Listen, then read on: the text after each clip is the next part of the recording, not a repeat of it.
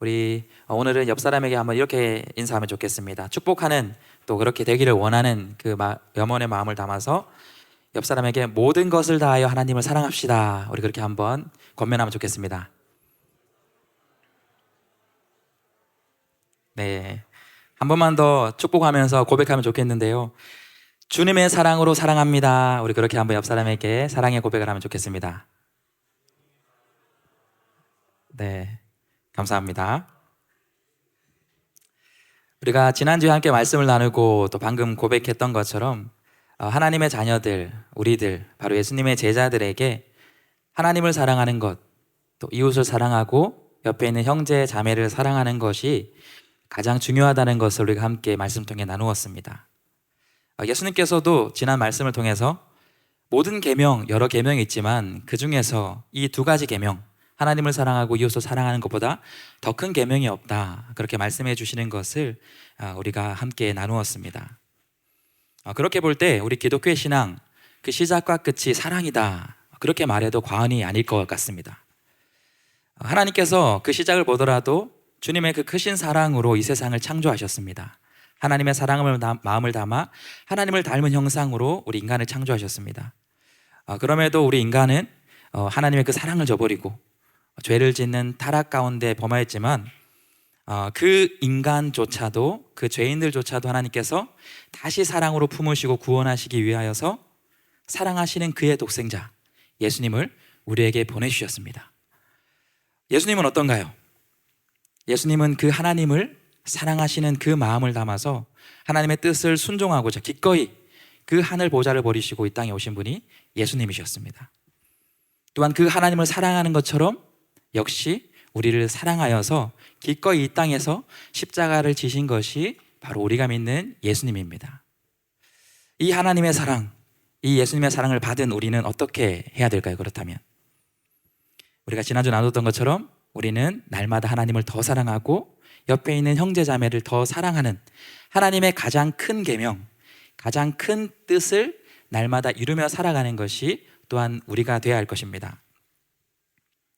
결국엔 사랑이다. 우리가 그래서 그렇게 지난 주일에 함께 나누었었는데요.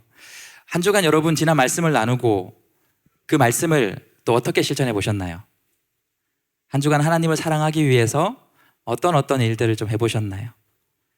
우리 형제 자매 이웃을 사랑하기 위해서 좀 어떤 것들을 실천하며 살았나요? 네, 여러 가지를 실천하신 분도 있을 것 같고, 또 주중에 우리 또 훈련하는 사람들은 그 훈련을 통해서 또 말씀을 어떻게 실천했는지를 함께 나누는 시간을 가져서 제가 들은 내용도 있습니다. 우리가 신앙생활을 하면서 말씀을 듣고 깨닫는 은혜들이 있지만 과연 내가 하나님께 받은 그 말씀, 그리고 그 말씀을 따라 올바른 신앙생활을 하고 있는가?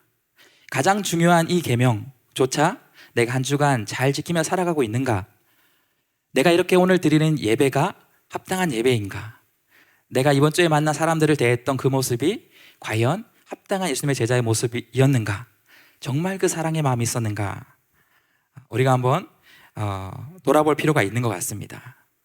우리가 이렇게 하나님께서 주신 말씀을 가지고 온전한 제자의 모습으로 살기 위해서 우리에게 그래서 중요한 게 있습니다. 말씀을 잘 듣고 깨닫는 것도 중요하지만 우리가 항상 그 말씀 앞에서 우리가 어떻게 반응하는지 우리의 중심을 점검하는 것이 우리에게 너무나 중요합니다. 우리 같이 한번 이렇게 고백하면 좋겠습니다. 중심을 점검하라. 네, 중심을 점검하는 것이 우리에게 중요하다는 것이에요. 우리 인간은 스스로 지혜롭다 말하기도 하고 스스로 그렇게 생각하기도 합니다. 그렇게 똑똑하다 말하기도 하지만 반면에 또 인간만큼 어리석은 존재가 또 있을까, 우리가 그렇게 느끼게 될 때가 종종 있는 것 같습니다. 우리 인간들은 때로는 너무나 쉽게 속기도 하고 또 나조차도 다른 사람을 쉽게 속일 수 있다는 것을 깨달을 때가 있습니다. 제가 예시로 한번 사진을 가져오려다가 사진을 보고 기분이 별로 좋지 않아서 사진은 보여주지 않았는데, 여러분 중에 혹시 두 명의 남자와 혹은 두 명의 여자와 이렇게 다른 이성의 한 명이 이렇게 함께 나란히 있을 때 뒤로 이렇게 손을 잡고 있는 그런 사진을 본 적이 있나요? 두 커플이 있는데 그 커플이 아닌 다른 이성이 뒤에서 바람을 피는 그런 사진이죠. 바로 측근에 가까이서 두고서도 상대를 속일 수 있는 것, 다른 사람을 속일 수 있는 그 사람의 인간의 또 어리석음, 또 완악함을 보여주는 그런 사진이 또 대표적인 것 같습니다. 부산은 그런지 모르겠지만 여러분, 서울이 어떤 곳인지 아나요? 서울을 표현할 때 서울은 조심해라, 눈 뜨고 고백하는 곳이다, 그런 표현 들어보셨나요? 예, 서울 사람들이 그렇게 서로를 이렇게 잘 속인다라는 그런 의미로 서울은 눈 뜨고 고백하니까 우리 저기 지방에서 올라온 사람들이 정신을 바짝 차려야 된다, 예, 그런 표현을 쓰기도 합니다. 인간이 그만큼 어리석고 잘 속는 존재다라는 것이에요. 특별히 사람들은 외형적인 것을 중시하기 때문에 어떤 사람의 외형의 모습, 아니면 그 외형적으로 나타나는 행동의 모습을 보고 저 사람은 저런 사람일 거야 라고 쉽게 속기도 하는 것 같습니다. 정말 그 안에 중요한 그 사람의 중심을 우리가 발견하지 못하고 찾지 못한다는 것이에요. 그 사람이 무엇을 입었는지, 어떻게 행동하는지가 그 사람이라 우리가 판단하는 것이에요. 그래서 때때로 사람들은 우리 사람의 이런 어리석음을 이용하는 사람들도 있어요. 그럴듯한 옷을 입고, 멋진 옷을 입고, 그리고 가식적인 행동으로 자신이 진짜 어떤 사람인지를 속이는, 그 중심을 가려버리는, 다른 사람을 속이는 것을 이용하는 사람들이 있다는 것이에요. 오늘 본문에도 그러한 사람이 나오는 것을 우리가 볼 수 있습니다. 바로 그 사람은 오늘 예수님께 책망받고 있는 서기관들이 바로 그런 사람들이었어요. 우리가 지난주에 살펴봤던 이 한 서기관의 이야기를 살펴봤는데, 마가복음 안에서 유일하게 예수님께 칭찬받는, 긍정적으로 그 여김을 받는 한 서기관이 있었다면, 오늘 본문에서는 다시 한 번 더 당시에 그 수많은 서기관들이, 많은 서기관들이 올바르지 못한 신앙인의 모습, 종교 지도자의 모습으로 살아갔다는 것을 우리가 확인할 수 있습니다. 38절과 39절의 말씀을 보면 예수께서 가르치실 때에 이르시되 긴 옷을 입고 다니는 것과 시장에서 문안받는 것과 회당의 높은 자리와 잔치의 윗자리를 원하는 서기관들을 삼가라. 예수님께서는 성전에서 지금 가르치시면서 무슨 말씀을 하시냐면, 너희가 서기관들을 삼가라, 주의하고 조심해라 라고 경고하고 있는 것입니다. 당시에 존중받던, 존경받던 이 서기관들을 예수님께서는 왜 주의하라, 조심하라 라고 그렇게 경고하는 것일까요? 그 이유는 그들이 겉으로는 외형적으로 보기에는 정말 신실하고 그럴듯한 그런 종교 지도자와 신앙인으로 보이지만, 사실 그 중심, 그 실체는 그렇지 않기 때문에 그것을 바라보지 못하는 사람들로 그 서기관들을 조심하고 주의하라, 그들의 가르침을 조심하고 경계해야 된다라고 가르치고 있는 것입니다. 당시 서기관들이 유대 백성들에게 얼마나 존중을 받는 대상이었냐면, 그들은 항상 긴, 그런 오늘 말씀에도 나오는 것처럼 긴 그 종교 복장을 입고 다녔습니다. 그것을 통해서 자신들이 구별된 사람이다, 자신들은 더 거룩한 사람이다, 그렇게 보이기를 원하였던 것입니다. 그렇기 때문에 그들은 당시 어딜 가나 많은 사람들에게 높임을 받고 대접을 받았습니다. 당시 유대인들이 서기관들이 이렇게 지나가거나 나타나게 되면, 보게 되면 앉은 자리에서 일어나서 그 서기관들을 향하여서 선생님, 아버지, 주인님, 이런 극존칭을 사용하여서 인사를 받던 대상, 인사를 드렸던 대상이 이 당시의 서기관들이었어요. 굉장히 존중받는, 누구라도 인정하는 신앙인이었다라는 것이에요. 오늘 본문에서도 그렇기 때문에 그들은 시장에서도 문화를 받는 사람들이었고요, 또 회당과 잔치에서도 높은 자리나 드러나는 자리, 대접받는 자리를 원하는 사람들이 바로 이 서기관들의 중심이었다라고 예수님께서 분명히 말씀하고 있는 겁니다. 40절을 보면 또 이렇게 얘기합니다. 그들은 과부의 가산을 삼키며 외식으로 길게 기도하는 자니 그 받는 판결이 더욱 중하리라 하시니라. 그들은 좀 더 많은 사람들에게, 백성들에게 자신이 거룩해 보이려고 했던 것이 있는데 길게 기도하는 것이었어요. 여러분, 오래 기도하는 것이 나쁜 것일까요? 오래 기도하는 건 어떨까요? 예전에 제가 새벽 예배가 있는 그런 교회에서 사역을 하게 될 때에 그 중에서 굉장히 오래 기도하는 권사님들이 한두 분 계셨어요. 여러분, 그런 권사님들이 계시면 어떤 일이 발생하냐면 그분과 함께 차를 타고 왔던 그 모든 그 차에 동행했던 사람들이 다 같이 기다려야 되는 그런 일들이 발생합니다. 그럼에도 여러분, 오래 기도하는 것은 나쁜 걸까요? 그렇지 않을까요? 정답을 모르시나요? 오래 기도하는 것 자체는 여러분 나쁜 것이 아니라는 것을 우리는 알고 있어요. 반대로 짧게 기도하는 건 어떨까요? 문제가 될까요? 그렇지 않습니다. 예수님께서는 지금 길게 기도하느냐 짧게 기도하느냐 그 외형적인 것에, 그 표면적인 것을 말하고 있는 것이 아닙니다. 바로 그런 것이 아니라 그러한 외형적인 것을 종교행위로 나타냄으로 통해서 자신들을 더 거룩한 그런 여김을 받기 위해서 포장하고 외식하는 그들의 종교 행위의 중심을 예수님께서는 꿰뚫어 보고 계신 것입니다. 우리 사람들은, 당시의 백성들은 외형적으로 보이는 그들의 행위와 모습을 통해서 속았던 것입니다. 그러나 우리 주님은 완전히 다르셨죠. 그들의 겉모습과 행위가 아닌 중심을 보시는 분이기 때문에 그들의 외식의 모습을 발견할 수 있었던 것이에요. 그들의 외식이 주님 앞에서 다 걸려버린 것입니다. 여러분, 저도 예전에, 얼마 전에 제 외식의 모습을 걸린 적이 있습니다. 그렇게 너무 놀라니까. 네, 제가 지난 주일날에 예배를 마치고요, 거룩하게 예배를 잘 마치고 너무 배가 고파서 한번 배 터지게 먹어보자, 그렇게 해서 명륜 진사갈비를 갔는데요, 거기서 여기 있는 청년 한 명을 만났어요. 그래서 외식하다 걸려버렸습니다. 여러분, 여기서 말하는 외식이 그 외식일까요? 그렇지 않습니다. 제가 그 명륜 진사갈비 가서 원래는 엄청나게 허겁지겁 막 배를 채우는데 그 지체가 있으니까 제가 조금 교양을 떨면서 이렇게 우아하게 고기를 구워 먹었습니다. 여러분, 이러한 모습이 외식이다라는 것이, 여기서 말하고 있는 외식이라는 그 단어 안에 담겨 있는 뜻은 자기를 가리는 겁니다. 우리가 가면무도회, 가장무도회라고 표현하는 그 가장하는 것, 자신을 외형적인 탈 속에 숨어 있는, 그리고 그 외형적인 모습을 가식적으로 나타내는 것, 그것이 여기가 말하고 있는 외식이다라는 의미예요.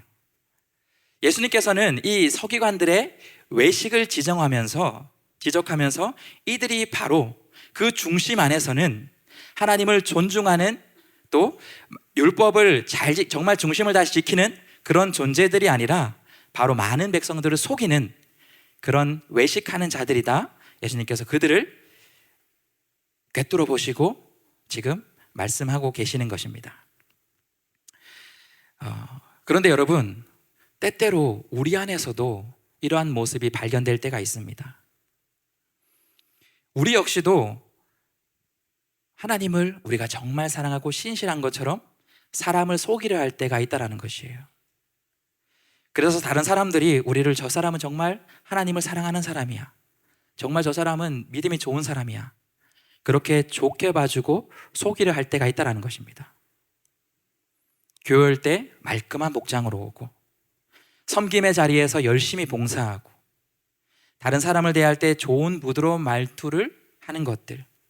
목장 모임에 가면 어떤가요? 어떤 지체들은 똑같은 말씀을 들었는데 굉장히 큰 은혜를 받았다 얘기하고 또 많은 큰 다짐을 하는 우리 지체들도 있습니다.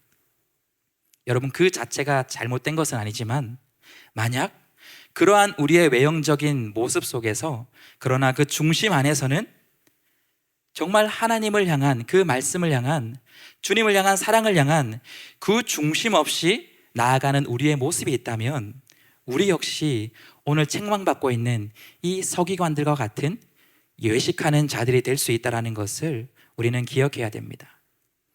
그리고 이 외식하는 신앙이 정말 무서운 것이 뭐냐면, 이 외식하는 신앙은 먼저는 남을 속이는 것이지만 우리가 그 외식하는 신앙에 계속 반복되다 보면 결국에는 그 남을 속이려 했던 외식이 결국에는 나 스스로도 속게 되는 것이 우리가 외식하는 신앙에 정말 무서운 것입니다. 그렇게 외식하는 신앙을 하다 보면 어느 순간 사람들이 우리를 인정해 줍니다. 저 사람은 신앙이 좋고 믿음이 좋다라는 평가를 받게 됩니다. 그런데 어느 순간 그 평가들이 나 스스로 내가 정말 그런 사람이라 착각하는 그러한 과정까지 나아가게 된다는 것이에요. 몇 주간 저희가 청년부 리더십을 소개했지만 특별히 앞에서는 이런 목사와 같은 사람들, 또 목자와 행정 리더나 어떤 우리의 앞에 서고 신앙에 열심히 드러나는 사람들의 인정을 받는 그런 우리의 사람들 마음속에 또 그런 외식하는 나조차도 속게 되는 그런 함정에 빠질 때가 있다는 것이에요. 우리는 이러한 것을, 이 외식을 그래서 경계하는 것입니다. 그렇기 때문에 우리는 끊임없이 우리의 중심을 점검하는 것이 중요하다라는 것이에요. 내가 오늘 드리는 예배의 중심, 외형적인 모습이 아니라 정말 하나님을 바라보는 마음으로 내가 예배드리고 있는가, 우리 스스로 점검할 수 있어야 된다는 것이에요. 내가 오늘 섬기는 내 마음의 중심, 다른 사람의 인정이 아니라 내 스스로 내 마음 안에서 정말 하나님을 위하여, 교회를 위하여, 하나님 나라를 위하여 섬기고 있는가, 우리 스스로 중심을 점검할 수 있어야 된다는 것이에요. 다른 사람을 대하는 우리의 중심 안에서도 정말 주님이 말하는 그 사랑의 마음으로, 원수를 사랑하기까지 사랑하는 그 마음으로 내가 사랑하고 있는가, 우리의 중심을 돌아볼 수 있는 저와 여러분이 될 수 있길 간절히 소망합니다. 그 중심을 점검하지 않는 신앙행위가 어느 순간 오늘 서기관들처럼 우리 주님께 책망받을 수 있다는 사실을 우리가 기억하며 이 시간 다시 한번 우리의 중심을 점검하여서 올바른 믿음의 방향으로 하나님을 바라보며 나아갈 수 있는 그런 우리가 될 수 있길 간절히 소망합니다. 우리가 그러한 우리의 중심을 점검했다면 그 다음 중요한 것이 있습니다. 그것은 뭐냐면 그 올바른 중심을 점검하여서 우리의 올바른 중심을 주님께 그 다음 드리는 것입니다. 우리 한번 같이 이렇게 고백하겠습니다. 중심을 드리라. 계속해서 오늘 말씀을 살펴보면 41절 이하 본문에는 또 다른 대상, 크게 비교되는 두 대상이 나오는 것을 보게 됩니다. 한 대상은 헌금을 많이 드리는 사람들이었어요. 또 한 대상은 헌금을 적게 드리는 한 사람이었습니다. 과연 이 두 대상, 헌금을 많이 드린 사람들, 헌금을 적게 드린 한 사람, 이 두 대상을 향하여서 예수님이 한 대상을 칭찬하고 있는데 어떤 대상을 칭찬하실까요? 예수님께서는 헌금을 많이 드리는 사람을 칭찬하실까요? 헌금을 적게 드린 사람을 칭찬하실까요? 우리 한번 말씀을 통해서 예수님께서 어떤 대상을 칭찬하고 있는지를 한번 살펴보겠습니다. 우리 41절의 말씀을 함께 읽어보도록 하겠습니다. 42절 함께 읽겠습니다. 시작. 예수께서 헌금함에 대하여 앉으사 무리가 어떻게 헌금함에 돈 넣는가를 보실세 여러 부자는 많이 넣는데. 지금 헌금함에 헌금을 많이 넣고 있는 대상은 누굽니까? 여러 부자들이라 그렇게 이야기하고 있습니다. 여러 부자들은 당시의 헌금함, 성전에 있는 13개의 양뿔 모양으로 된 이 금속 헌금함이었습니다. 그 헌금함에 많은 헌금함을 지금 넣고 있다는 것을 예수님이 보고 있습니다. 금속으로 만들어진 헌금함이기 때문에 이 안에 동전으로 된 많은 헌금을 넣게 되면 여러분 어떤 그 결과들이 나타날까요? 그 동전과 그 그릇에 금속으로 된 그릇이 부딪히는 소리가 나서 굉장히 큰 소리가, 많은 돈을 넣었기 때문에 길게 그렇게 울려 퍼졌을 겁니다. 그렇게 많은 헌금을 넣으면서 많은 소리, 큰 소리가 길게 울려 퍼지는 소리가 울려 퍼졌을 때 그 주위에 있었던 사람들은 어떤 반응을 보였을까요? 그렇게 많은 헌금을 드리는 사람을 주목하여 바라봤을 겁니다. 그리고는 그들을 그렇게 판단했을 겁니다. 저 사람은 하나님께 많은 헌금을 드리는 것을 보니까 저 사람은 정말 하나님을 사랑하는 사람이구나. 저렇게 구제헌금을 많이 드리는 걸 보니까 정말 이웃 사랑을 실천하는 좋은 사람이구나.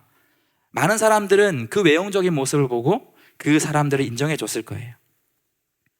그런데 42절을 보면 그와는 다르게 상반된 모습으로 헌금을 넣는 한 사람을 소개합니다. 우리 42절 말씀도 함께 읽어보겠습니다. 함께 읽겠습니다. 시작. 한 가난한 과부는 와서 2렙돈 곧 한 고드란트를 넣는지라. 여기서 작은 헌금을 넣는 사람은 과부입니다. 그런데 그 과부를 소개할 때 한 가난한 과부다 그렇게 설명합니다. 여러분, 당시 과부는 대표적인 사회적 약자였고 대표적인 구제의 대상이었습니다. 그런데 특별히 여기에 당연한 그러한 대상임에도 불구하고 가난한이라는 그 수식어를 붙여서 지금 이 과부가 얼마나 극심한 가난 속에 있는 대상인지를 강조하고 있는 것입니다. 빈곤을 넘어서 극빈곤자가 지금 여기 헌금을 드리고 있는 바로 이 과부였다라는 것이에요. 이 극빈곤자였던 이 과부가 과연 얼마의 헌금을 넣었는가? 그 헌금의 양은 2렙돈, 곧 한 고드란트라 그렇게 설명합니다. 여러분, 이 2렙돈이라고 표현하는 이 렙돈은 화폐 단위입니다. 그런데 그 렙돈이라는 그 의미 자체가 아주 작은 것이라는 의미예요. 이 2렙돈은 아주 작은, 당시 유대 지역에서 사용했던 가장 작은 화폐 단위가 이 렙돈이었습니다.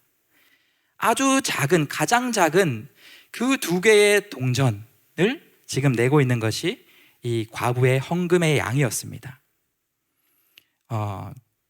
당시에 그 노동자들이 일하면 받는 하루의 품삯을 1데나리온이라고 하는데, 이 렙돈은 그 하루 품삯의 128분의 1이었어요. 지금으로 치면 얼마 정도 될까요? 1,000원이 채 되지 않은 그 정도의 돈이었을 겁니다.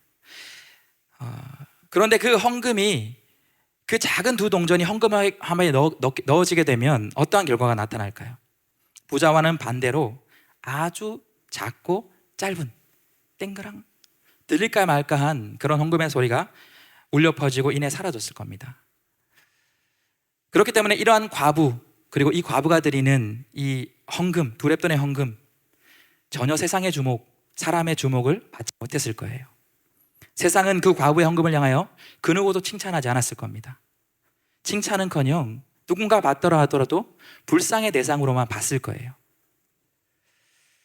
그런데 이러한 모습, 이 2 헌금을 드리는 대상의 모습을 보고 이제 예수님께서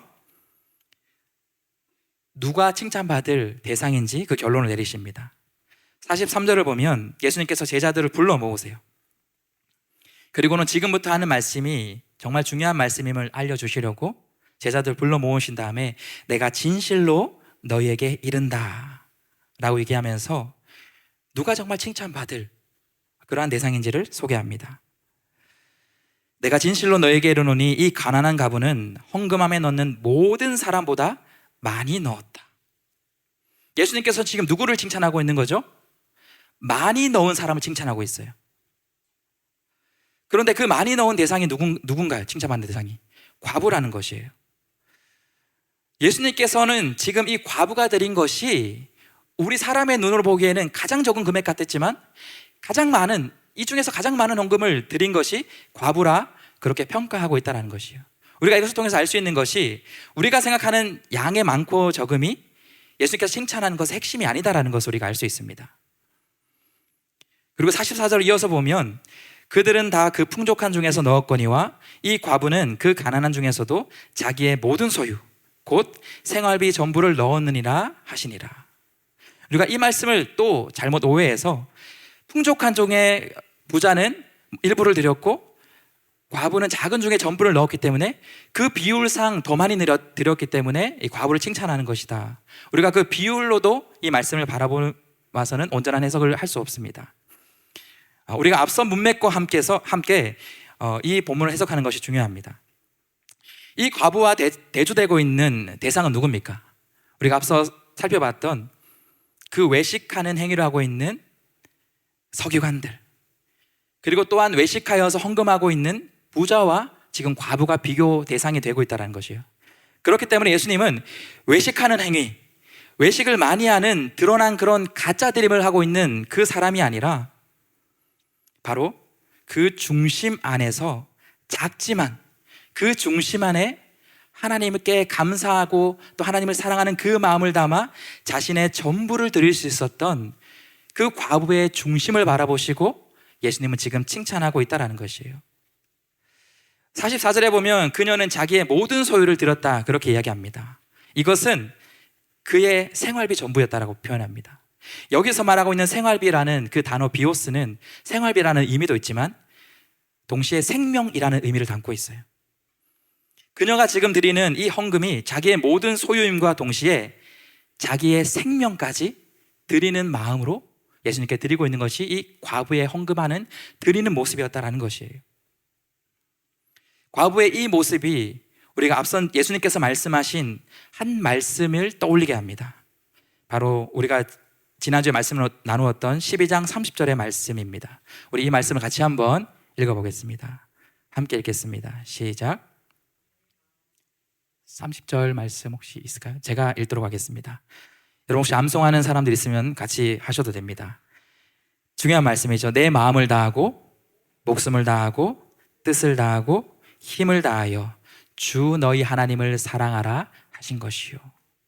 이 과부는 자기의 마음을 다하고 자기의 목숨 같은 생명값과도 같은 자신의 전부, 자신의 뜻과 힘을 다하여서 지금 주님께 드리고 있는, 바로 예수님이 가장 중요하다 하셨던 이 하나님을 사랑하고 이웃을 사랑하는 그 말씀을 실천하고 보여주고 있는 것이 바로 이 과부의 중심의 모습이었다라는 것이에요. 예수님께서는 우리가 드리는 많고 적음, 우리의 외형적인 모습이 아니라 바로 그 안에 있는 중심, 하나님을 사랑하여 행하는 그 행함, 그것을 예수님께서는 바라보시고 칭찬하신다라는 것이에요. 어느 부자에 대한 예화가 있습니다. 부자가 된 사람이 이런 간증을 해요. 제가 이전에는 가난했는데 그 가난할 때 하나님께 제 모든 것을 드렸습니다. 그랬더니 하나님께서 저를 지금처럼 부자가 되게 해주셨어요. 여기까지 들으면 은혜가 됩니다. 그런데 그 간증을 듣던 한 사람이 그 부자에게 이야기합니다. 지금 한 번 더 그렇게 드려보시지요. 그렇게 얘기하자 부자는 그렇게 하지 못했다라는 예화입니다. 우리는 이전에 우리가 하나님께 얼마나 많은 것을 드렸느냐, 내가 지금 이 순간 얼마나 많은 것으로 헌신하고 있느냐, 여러분 그것이 중요한 것이 아니다라는 것이에요. 여러분 그 어떤 것이라도, 심지어 세상 사람들이 볼 때는 값어치가 없고 가장 작은 것일지라도 우리가 하나님께 드리는 그 중심 안에 정말 하나님을 사랑하는 마음으로 우리가 드리는 것이 있다라면 하나님께서는 그것을 가장 기뻐 받으시고 우리를 칭찬해 주신다라는 사실을 여러분 기억할 수 있길 바랍니다. 우리 안에 중심으로 하나님을 사랑하는 마음으로 우리가 주님께 우리의 것을 드려야 한다는 것이에요. 이 예배도 마찬가지입니다. 여러분이 하는 봉사와 헌신의 자리에도 마찬가지예요. 또한 여러분이 주중에 삶을 살아가는 그 삶의 자리 역시 마찬가지입니다. 여러분 얼마나 더 많이 큐티하느냐, 얼마나 예배를 빠지지 않고 잘 드리느냐, 얼마나 많은 헌금으로 주님께 나아가느냐, 얼마나 하루를 성실하게 살아가느냐, 여러분 그것이 정말 하나님이 우리를 향하여 바라보는 것이고 중요하게 여기는 것이 아니다라는 것이에요. 그러한 일들을 해나가는 그 행위 속에 담겨있는 여러분의 중심, 어떤 마음으로 하나님께 드리는지를 우리 하나님은 주목해 보신다라는 것입니다. 그런데 우리가 또 중요한 것이 있어요. 그렇다면 우리의 중심을 드리는 것이 어떤 것이냐? 우리의 마음을 드리는 것. 여러분 우리의 중심을 드린다라는 것은 그 마음에 드리는 것을 넘어서 그 마음을 담아 반드시 행위로 나타나는 것이 진짜 중심을 드리는 것이라는 것이. 이 과부는 두 렙돈을 드리는 것이 마음으로 하나님께 드리고 싶어도 부끄러워서 드리지 못할 수도 있습니다. 그날의 생활비이기 때문에 마음으로 하나님께 드리고 싶어도 실제로 행하지 못할 수도 있어요. 그러나 하나님을 사랑하는 그 마음에 모르는 것이 아니라 실제로 가장 가치 없는 것이지만 마음을 담아서 행위로 그렇게 드리게 될 때 칭찬받을 수 있다는 것이. 마찬가지로 저와 여러분들이 중심을 드릴 것은 여러분의 하나님이 주시는 그 마음의 감동에 따라 여러분 실제로 어떤 것이든지 말씀에 순종하여서 주시는 감동에 순종하여서 드리는 행위까지 나아갈 때 우리가 진정으로 중심을 드리는 것이다라는 사실이에요. 우리가 지난 목요일에 제자반을 하면서 한 지체가 이런 고백을 했습니다. 이번 주 정말 내가 최선을 다해서 다시 한번 예배를 드려보겠다. 그러면서 찬양할 때 이전에는 내가 손 들고 찬양하지 못했는데 이제는 손을 들고 찬양해보겠다. 그러니까 그 옆에 있던 지체가 그러면 나도 이번 주에 손 들고 찬양해보겠다. 그렇게 고백하는 것입니다. 여러분 손 들고 찬양하는 것이 진짜 하나님 기뻐하시는 걸까요? 기뻐하시는 겁니다.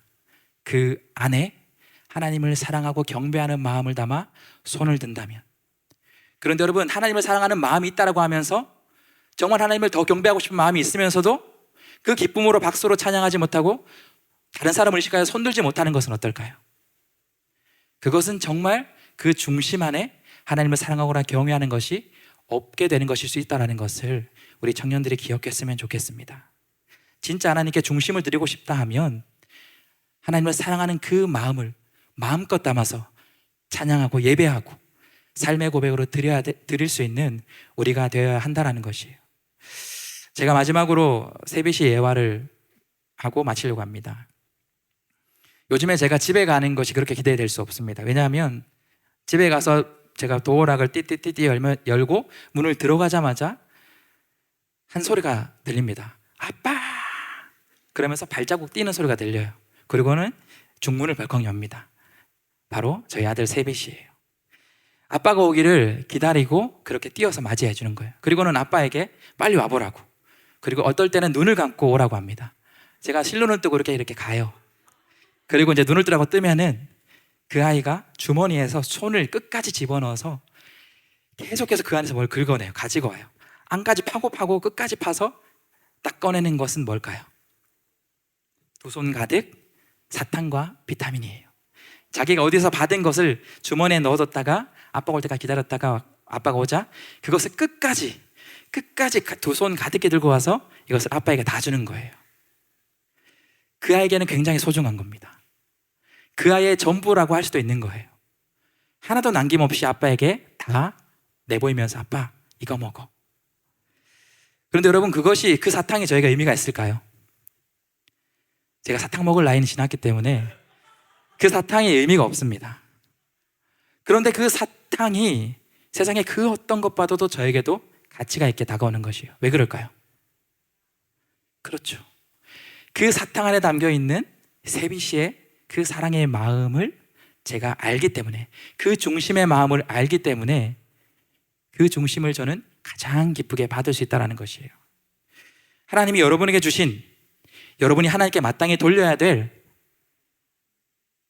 여러분의 사랑의 표현은 어떤 것이 있나요? 여러분의 중심의 표현은 어떤 것이 있나요? 여러분, 그것이 어떤 것이 작더라도 여러분 주저하지 않고 오늘 이후부터 여러분 예배를 통해서, 여러분 드리는 찬양을 통해서, 여러분 삶의 자리를 통해서 어떤 것이라도 그 어린아이의 한 마음, 그 진정한 사랑의 마음을 담아 하나님께 표현하고 드리며 행하며 그렇게 나아갈 수 있는 우리 청년 여러분들이 될 수 있기를 예수님의 이름으로 축복합니다.